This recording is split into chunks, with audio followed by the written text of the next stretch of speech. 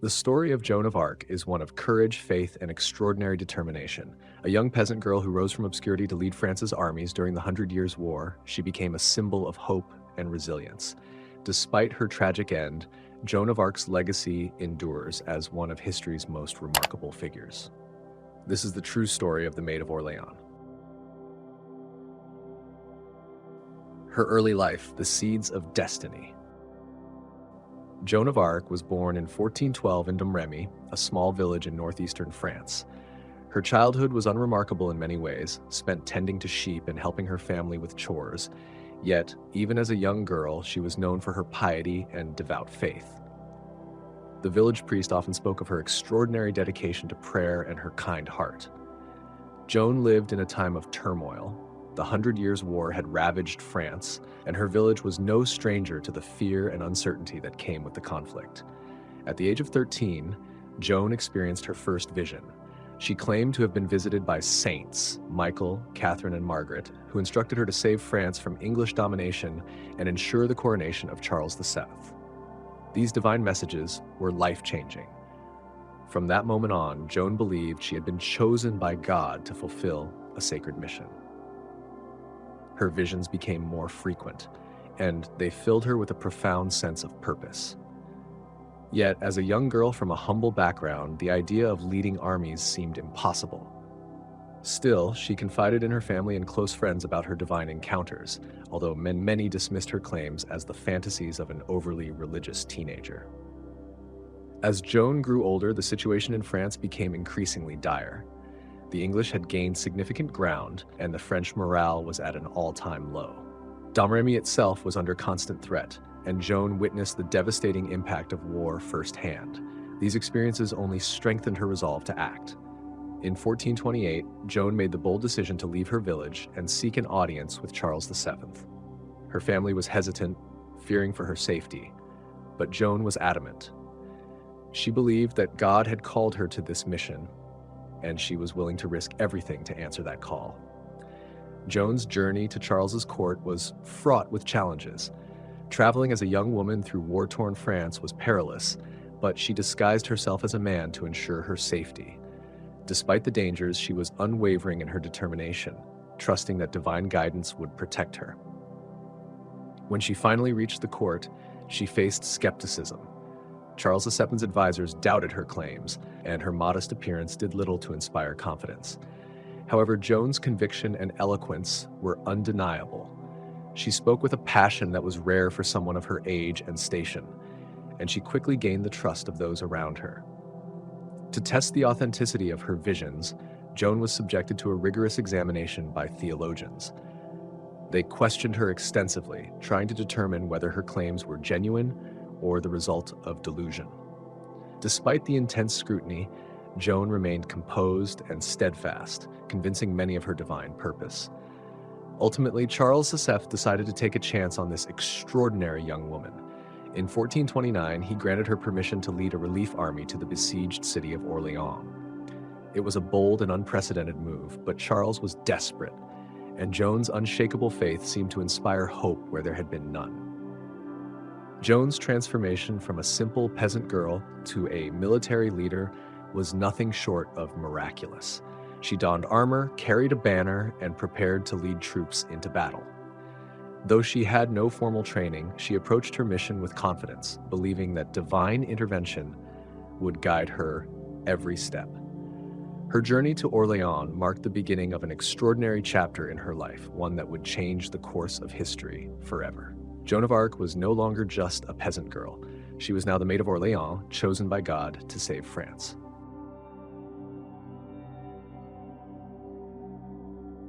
The Siege of Orléans, a turning point. The city of Orléans had been under siege by the English for months. Its fall seemed inevitable, and with it, the hope of a united France would have been lost. When Joan arrived, she was met with a mix of hope and doubt. Many of the soldiers were skeptical of her abilities, viewing her as an untrained young woman with lofty ambitions. Yet, her presence brought a new energy to the French forces. She carried herself with a sense of authority and divine purpose that was impossible to ignore. Joan immediately set about rallying the troops. She encouraged them to pray, confess their sins, and renew their faith in God. She believed that their spiritual preparation was as important as their military strategy. Her unwavering confidence inspired the soldiers, many of whom had been demoralized by months of fighting. Joan's belief in her divine mission was contagious, and her words ignited a sense of hope among the weary defenders. As Joan took command, she insisted on leading the army personally, despite her lack of experience.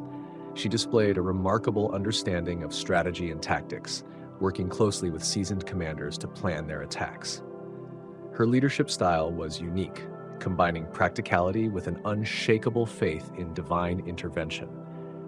She often carried her banner into battle, a symbol of her holy mission and a rallying point for her troops. The turning point came when Joan led a daring assault on the English fortifications surrounding Orléans. Clad in shining armor, she charged into battle, rallying her troops with cries of encouragement. Her courage was undeniable, and her presence on the battlefield inspired the soldiers to fight with renewed determination. Despite being wounded by an arrow, Joan refused to retreat, insisting on staying with her men until victory was achieved.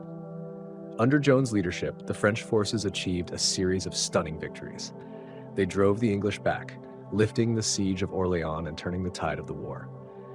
Joan's role in the victory was undeniable, and she became a national hero almost overnight. Her bravery and faith had proven to be a powerful force capable of inspiring even the most hopeless of causes. The victory at Orléans marked a significant turning point in the Hundred Years' War.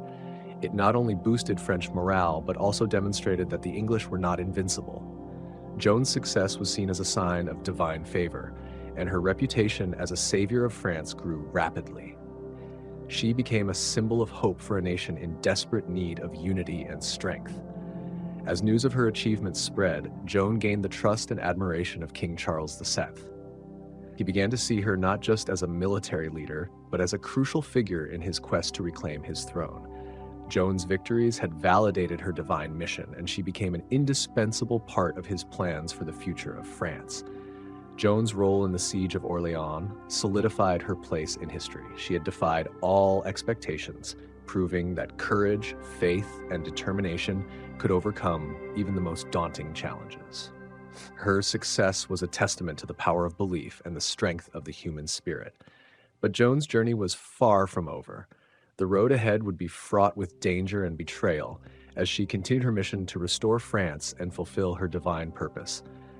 The victory at Orléans was only the beginning of her extraordinary story. The coronation of Charles VII, Joan's divine mission fulfilled. With the victory at Orléans, Joan of Arc's next goal was clear: to ensure that Charles VII was crowned as the rightful king of France. This step was essential in legitimizing his claim to the throne and uniting the French people under his rule. Despite the success at Orléans, many regions of France remained under English control, and the road to Reims, the traditional coronation site, was fraught with danger. Joan, undeterred by the challenges, urged Charles and his advisors to act swiftly.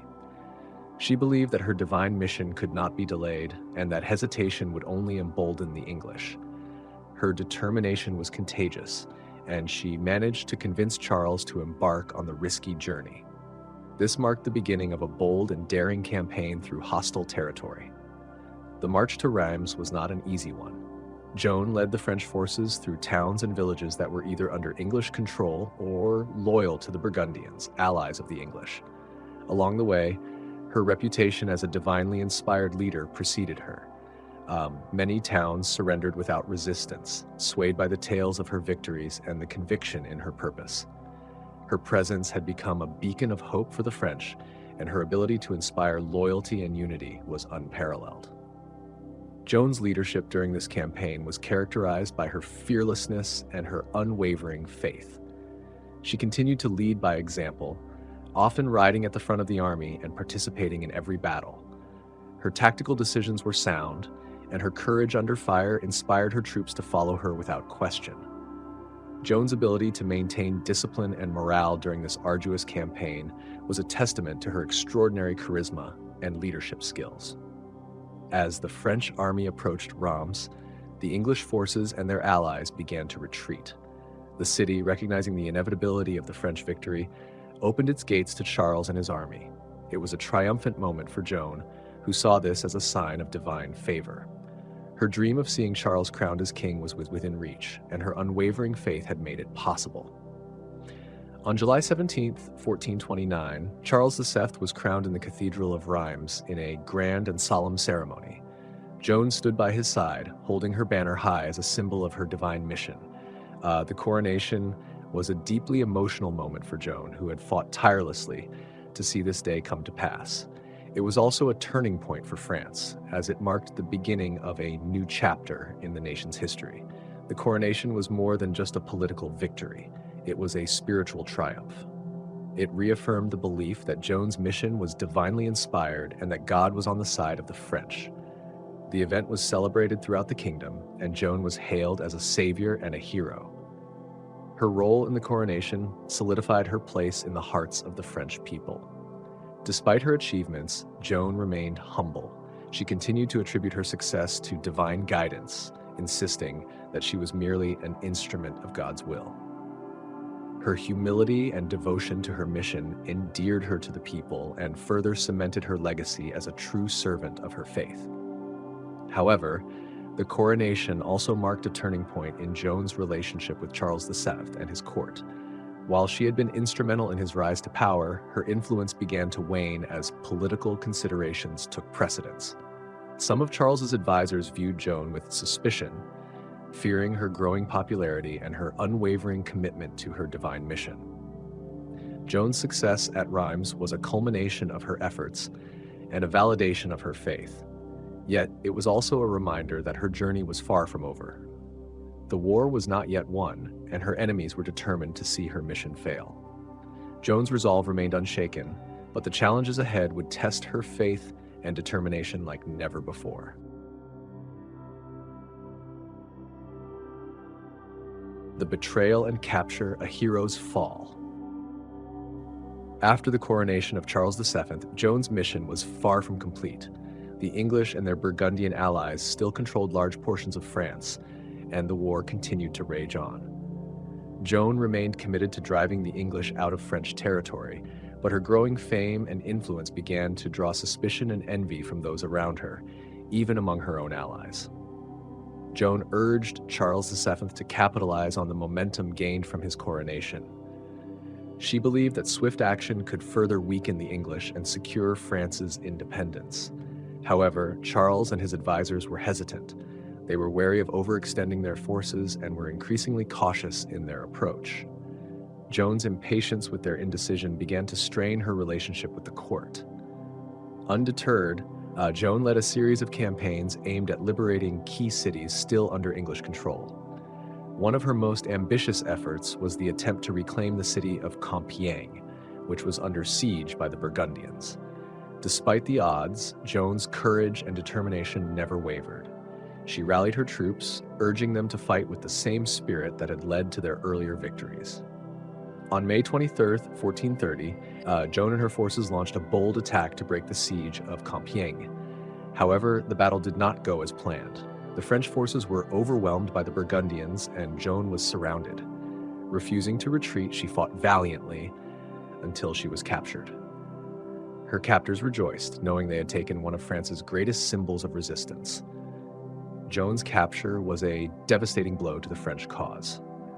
For months, she had been the heart of the French army, inspiring soldiers and civilians alike with her faith and determination. Her absence left a void that could not easily be filled. The news of her capture spread quickly, and both her allies and enemies realized the significance of her fall. The Burgundians, recognizing Joan's value, held her prisoner and eventually sold her to the English.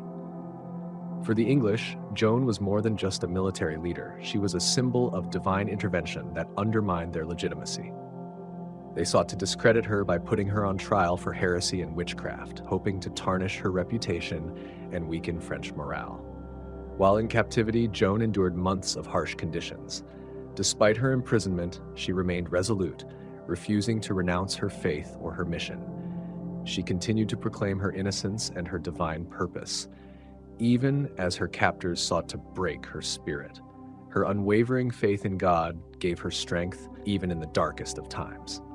Joan's trial began in January 1431, and it was anything but fair. The proceedings were overseen by English allied clergy who were determined to secure her conviction.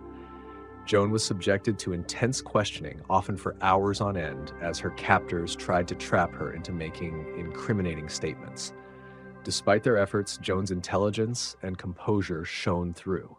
She answered their questions with clarity and conviction, often turning their arguments against them. The trial was a spectacle designed to humiliate and discredit Joan, but it also revealed her remarkable character. Her steadfast refusal to betray her beliefs won her admiration, even from some of her enemies. Joan's courage in the face of such adversity became a testament to her faith and her unyielding commitment to her mission.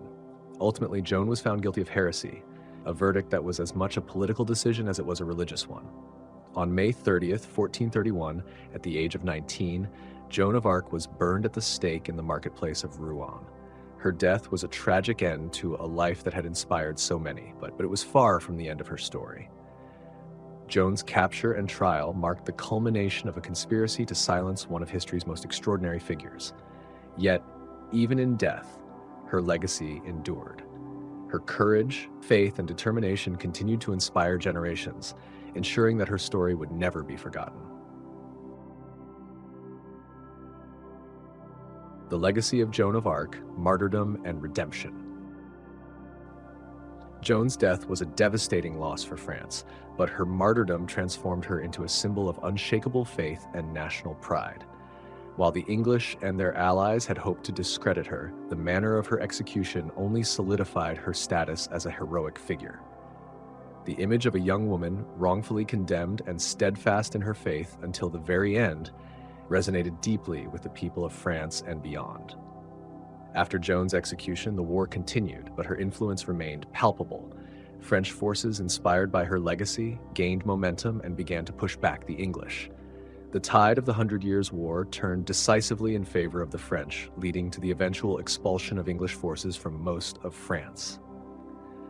By 1453, the war had effectively ended, with Charles VII firmly established as the King of France.